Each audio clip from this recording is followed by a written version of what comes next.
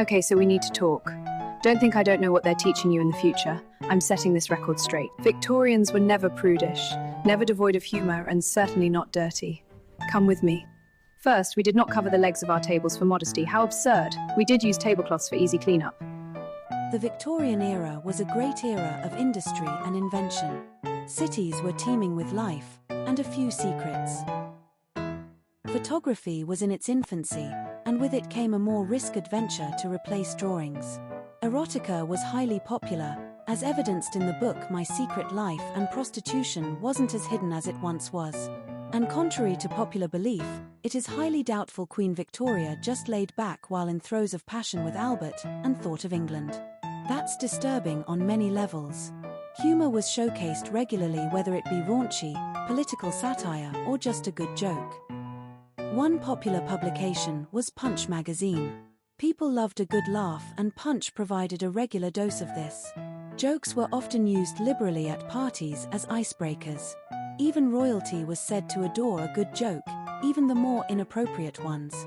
Photos were even taken with some hilarious results. Funny faces, heads being held in one's hands, and knee-slapping fashion choices, just to name a few.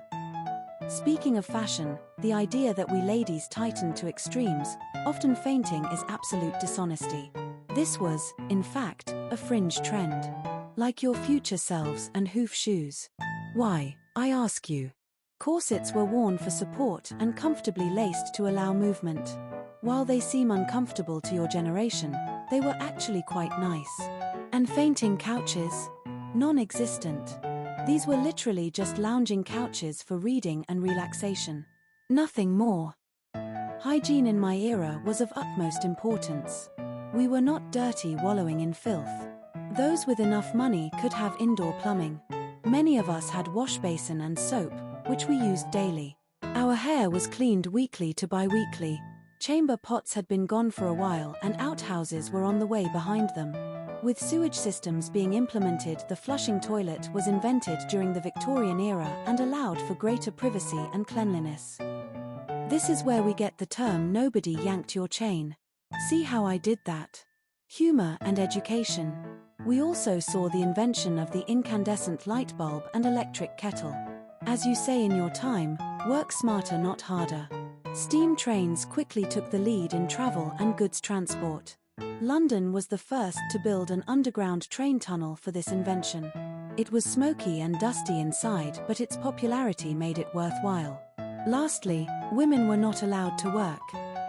On the contrary, many women held jobs such as governess, maid, or teachers. Lower-income households saw women working in laundry houses and farming communities. While wages were slimmer for women, they did in fact hold jobs depending on their station in life. I hope I have set things right. How would you like your future generations to make claims such as these about you? What facts surprised you the most?